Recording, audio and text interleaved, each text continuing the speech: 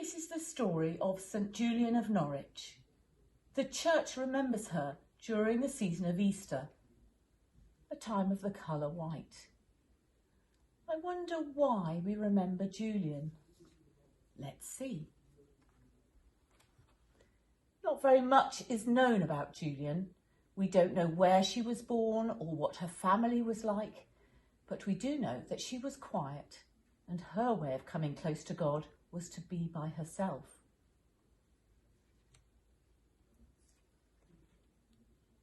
She had a little stone building made in which she lived all alone by the church of St. Julian in Norwich, which is in England. The church still stands to this day. Her little room was destroyed by bombs during the Second World War, but it has been rebuilt just like it was. Julian was not always alone. Many say she enjoyed the company of a cat, and people came to talk to her because they had heard she was very wise and holy. She wrote down some things about God in a book called Showings. It was the first book to be written in English by a woman.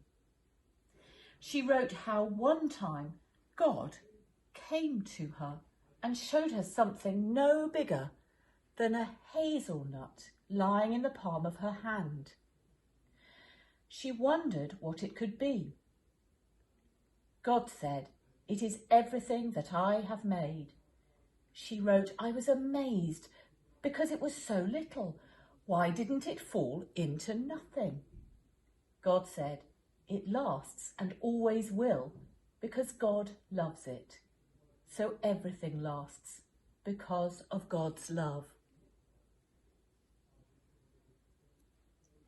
Sometimes when Julian was thinking and writing about God, she called God her mother. She was not the first to do this, but she did so with great care.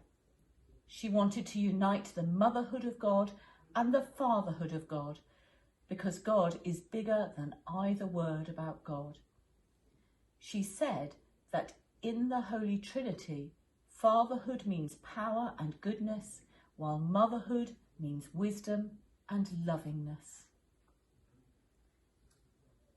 She had many questions about God, but the answer to all of them was that whatever God does is done in love, and that all shall be well, and all shall be well, and all manner of things shall be well.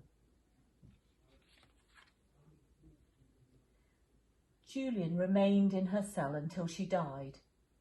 We remember Julian because she was quiet and wise for God. I wonder what part of Julian's story you like the best. I wonder what part of the story is most important. I wonder what part of the story is about you or where you might be in the story. I wonder if we could leave any part of the story out and still have all the story that we need. This was the story of St. Julian of Norwich.